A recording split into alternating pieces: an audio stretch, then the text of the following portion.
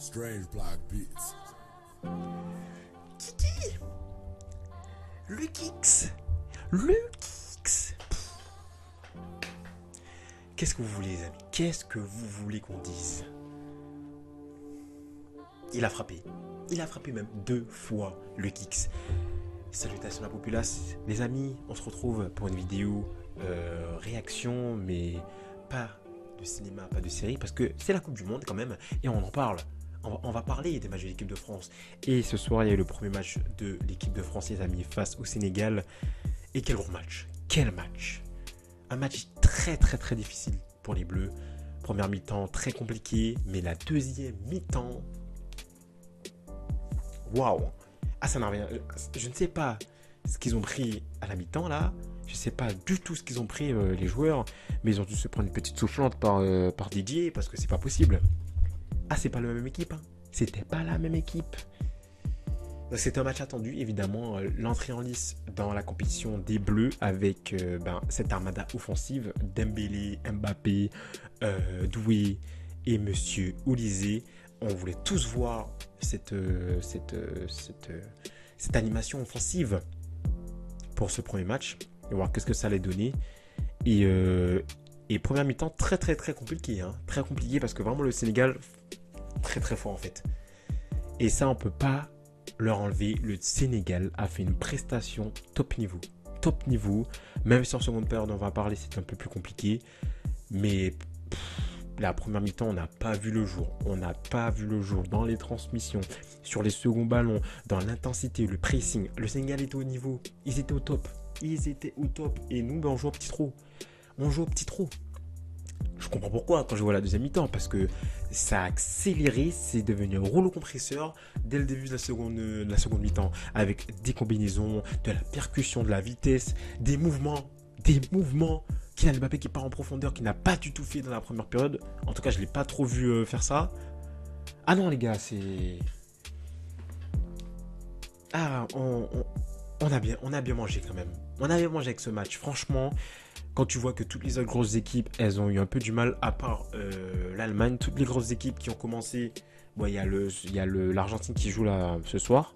Mais le Brésil, l'Espagne, la Belgique, ils ont tous voté, ils ont tous fait match nul, tous sans exception. Et nous, 3-1. 3-1, parce que quoi? Parce que qui a frappé? Le Kix. Ce mec, on peut dire ce qu'on veut.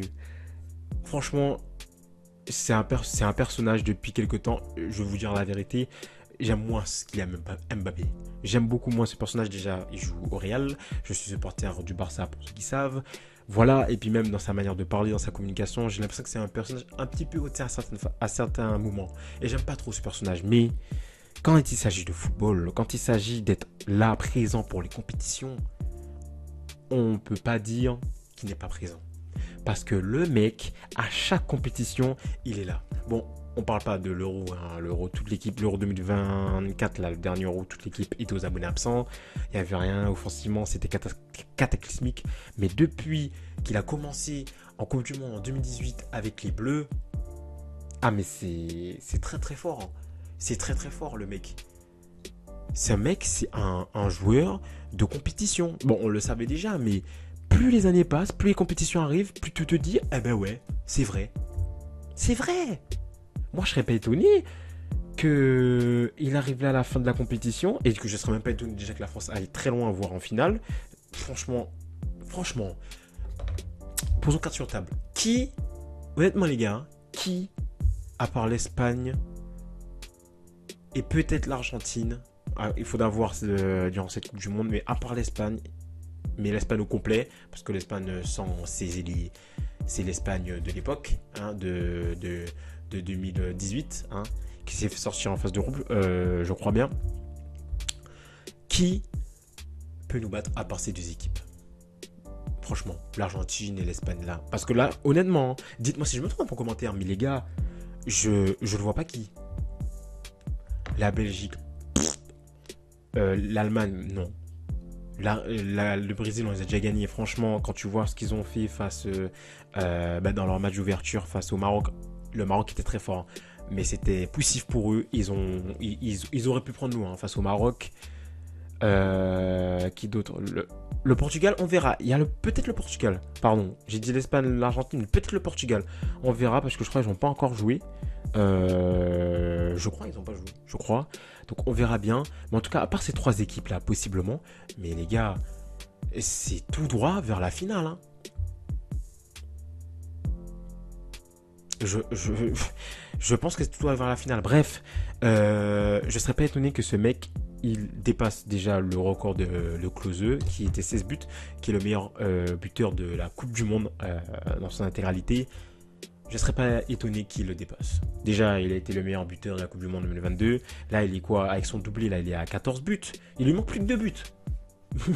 Premier match de Coupe du Monde. Il manque plus que 2 buts pour passer son record. Donc, ça va être open bar. Ça va être open bar, les gars. De toute façon, je vais vous dire, quand t'as Mbappé, quand t'as Olysée qui est dans son année ultime, qui est vraiment au top niveau cette année, quand t'as Doué, Dembélé, même si son match était un peu compliqué, Dembélé, d'ailleurs c'est le premier je crois à sortir, c'était un peu poussif, mais quand t'as quand même ces joueurs-là, et que sur le banc t'as des Barcola, des Cherki, tout ça, en fait, et que derrière, mais on va en parler, que derrière, t'as un Saliba et un Upamecano qui, quand t'es en difficulté, sont présents. Les gars, honnêtement, non mais soyons honnêtes, qui peut nous sortir? Quand je le redis, à part l'Espagne, possiblement l'Argentine, mais j'y crois pas trop, et le Portugal, qui peut nous sortir? Saliba et Upamecano, qui sont les 2 finalistes de la Ligue des Champions dernièrement avec Arsenal et le Bayern Munich, top niveau, capacité de vitesse, capacité physique, dans les duels. Les mecs, ils sont tellement difficiles à passer. Je revois le tacle de Saliba sur un ballon en profondeur pour un joueur du Sénégal. Et plusieurs fois, je vois Upamecano qui était pris en vitesse et qui revient et qui bouge l'attaquant. Pareil dans sa surface de réparation. Quand je vois toutes ces impositions. Pas imposition, mais imposition. On n'est pas chez les impôts là, pardon. Imposition. Quand je vois tout ce caractère, tous ces duels gagnés de nos défenseurs, les gars, t'es en difficulté. Première mi-temps, t'es en difficulté, t'es sous l'eau presque. Tu sais pas quoi faire. La défense l'attaque, c'est compliqué.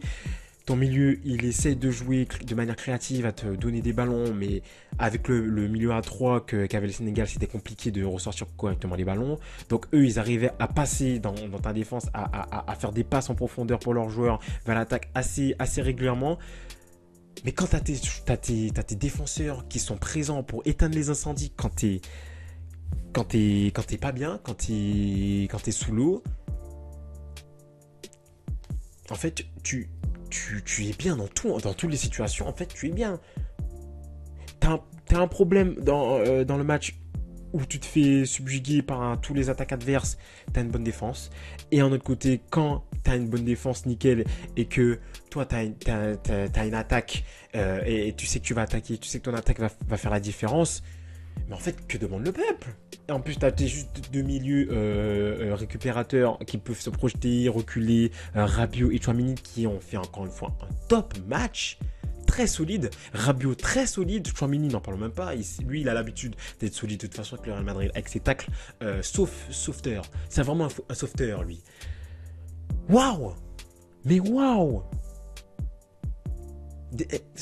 Franchement, c'est fou. Franchement, c'est fou, les gars. C'est pour ça que moi, je me dis, il y a tellement moyen d'aller en finale facilement. Enfin, facilement, mais avec l'intensité qu'il faut, avec cette équipe. Et même de gagner une finale. Je me dis, il y a tellement moyen. Et il y a tellement moyen que si tu gagnes la finale,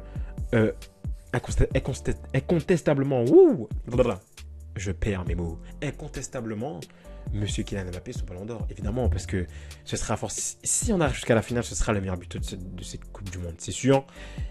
Et meilleur buteur de Coupe du Monde, tu gagnes la finale, t'es champion du monde. Franchement, ce serait difficile de l'enlever son ballon d'or à lui, parce que il aura complètement mérité le ballon d'or. Mais bref, dans toutes les situations, en fait, ton équipe est forte, elle est solide, elle est pertinente, elle est compétente. Et puis quand tu as des entrées avec du Barcola, du Cherki, et j'en parle même pas d'autres joueurs comme Kanté, comme Akliouche. Les gars, c'est fort. Franchement, c'est très très fort. Et le Sénégal, c'est fort en face. Et on l'a vu pendant la première mi-temps. Ils nous ont éteints. Mais on va parler de cette deuxième mi-temps parce que ce qui nous a permis aussi de monter en puissance et d'être aussi efficace, c'est le fait que le Sénégal, pour le coup, ils ont relâché parce qu'ils ont donné beaucoup d'énergie dans cette première mi-temps avec le pressing, le fait de jouer haut, d'être sur tous les ballons, tous les seconds ballons. Ils ont lâché beaucoup d'énergie dans cette première mi-temps et nous, on était au petit trou. Et c'est pour ça que j'ai dit, je comprends pourquoi. Parce qu'on a tout gardé. Quand tu vois Mbappé là qui fait des courses comme pas possible, des accélérations comme pas possible dans cette seconde mi-temps alors qu'il en a fait peut-être une ou deux, voire une dans la première mi-temps. Tu te dis, mais what? Et merci le Sénégal parce que le fait de jouer moins en pressing moins avec un pressing aussi fort et d'être moins haut, d'être moins sur les seconds ballons, d'être un peu plus chill entre guillemets, de jouer plus au petit trot, du coup ça a complètement inversé ce qui s'est passé en première mi-temps. Nous on jouait avec plus d'intensité et plus de force et eux beaucoup plus lentement parce qu'ils avaient déjà tout donné en première mi-temps. Les passes passaient méga facilement en fait. Je vois Rabiot qui récupère un ballon, bim, il casse une ligne de la première ligne de l'attaque, une ligne du milieu, et c'est fini, il est face à la défense adverse. Plein de fois, à chaque fois, dans cette seconde période, ce qu'on remarque, c'est que vraiment, ils étaient dépassés. Le Sénégal était dépassé, il n'y avait plus de milieu en fait. Au bout de la 60e, 70e, il n'y avait plus tout de milieu de leur côté. Et pourtant, ils sont à 3, et nous, on est à 2. Mais l'intensité qu'ils avaient donnée en première période, il n'y avait plus de milieu. On a cassé leur ligne. La première ligne d'attaque et la ligne du milieu, et c'est ce qui a permis à nos attaquants d'être en pole position pour faire des actions, et pour mettre ces 3 buts. Quand tu vois Rabiot qui donne la passe à Barcola qui fait une accélération, il y a 2 mecs au milieu, ils reviennent pas, les Sénégalais ne reviennent pas parce qu'ils ont donné tellement d'énergie et du coup nos attaquants, ils sont directs face aux défenseurs qui sont totalement seuls. Donc merci au Sénégal de nous avoir laissé ces espaces parce que vraiment, c'est le jour et la nuit. Entre la première période et la seconde période, les espaces qui ont été laissés, c'est le jour et la nuit. Et c'est grâce à ces espaces qu'on a pu marquer et que nos joueurs ont pu faire la différence. Et ça, c'est une force de l'équipe de France. Et je le redis, t'es en difficulté parce que l'équipe face à toi, elle joue haut, elle joue avec du pressing. Mais vu que t'as une équipe déjà tellement solide défensivement, tu peux encaisser. Et par contre, en seconde période, tu sais que ton équipe va dérouler et tu sais que tu vas forcément marquer. Tu le sais. Et c'est pour ça, moi, je me suis dit plein de fois dans le match, même en première période, même si le Sénégal allait marquer, je m'en faisais pas. Et c'est pas grave. Parce que en fait, avec cette équipe de France là, depuis quelques années, on sait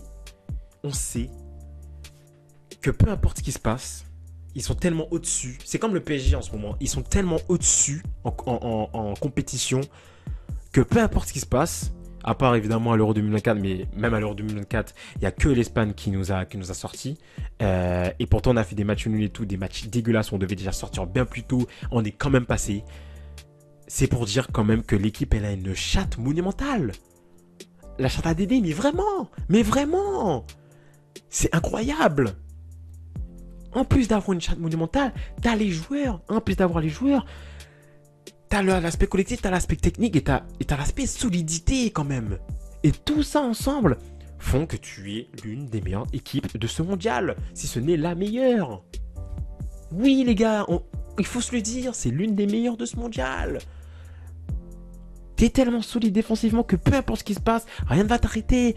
Et même si tes attaquants ont du mal un peu à jouer, ont du mal à trouver leur jeu, ont du mal à trouver leur automatisme et tout, c'est pas grave, parce que tu sais que forcément, au bout d'un moment, en seconde période, même si c'est pas en seconde période, peut-être en prolongation, ils vont trouver la solution. Parce que quand t'as des Mbappé, t'as des Olysée, t'as des Doué, t'as des Dembélé, il y aura forcément un moment où ça va passer. D'ailleurs, le potentiel penalty. Donc, moi, je pense que il n'y avait pas vraiment penalty. En fait, ça pouvait aller dans les deux sens. Penalty ou pas penalty, franchement, par rapport à cette action, le penalty possiblement sur Mbappé, moi j'étais parti pour qu'il n'y ait pas penalty parce que tu vois qu'il le touche à peine et que Mbappé plonge un peu quand même. Donc, qu'il siffle penalty, je serais content, mais qu'il siffle pas penalty, en vrai, il n'y a pas. Il n'y a pas, y a pas de truc à dire, quoi. Franchement, il n'y a pas de truc à dire. Il n'y a pas de vol ou quoi que ce soit. Donc, franchement, même avec un penalty qui n'a pas été sifflé, t'as pu enclencher derrière et t'as pu marquer, t'as pu mettre 3 buts. Et en plus de ça, le Sénégal il revient à 2-1. Et toi, en une minute, t'as Mbappé qui te lâche une frappe, qui sort de nulle part. Boum, 3-1. Quand t'as des joueurs comme ça, qu'est-ce que tu veux faire? Qu'est-ce que tu veux faire? Qu'est-ce que tu veux faire? Par contre, on va parler des latéraux là. Parce que c'est bien beau d'avoir un Théo Hernandez et un Koundé qui montent pas mal quand on a cet aspect offensif. Mais on l'a vu en première période que derrière, tu lâches des espaces, mon gars. Et là, si tu joues l'Espagne, ou imaginons le Portugal, dans ton dos, ça peut partir vite. Dans ton dos. Donc les latéraux, là, il va falloir faire gaffe. Koundé, match très moyen, mais très très bon. Très très bonne deuxième période pour le coup. Théo Hernandez, moyen.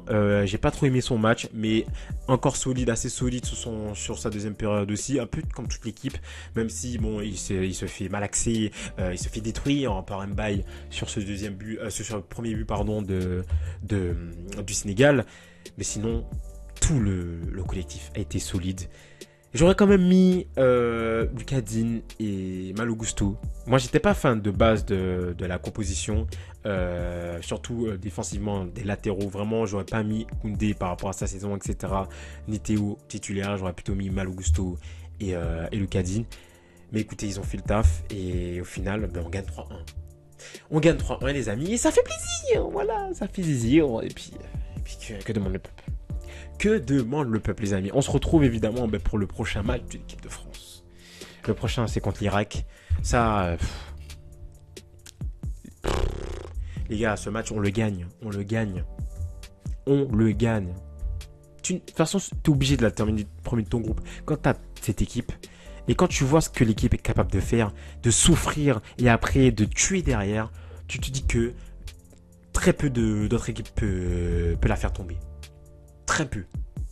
Donc voilà les amis, on se retrouve pour la prochaine vidéo sur évidemment l'équipe de France. Et évidemment on se retrouve pour d'autres vidéos sur la pop culture, le cinéma et les séries. Évidemment les amis, n'hésitez pas à liker cette petite vidéo. N'hésitez pas à me dire ce que vous avez pensé de cette petite vidéo review de ce premier match des Bleus pour la Coupe du Monde. Je pense que je vais faire pour tous les matchs de l'équipe de France. Peut-être jusqu'à la finale, qui sait.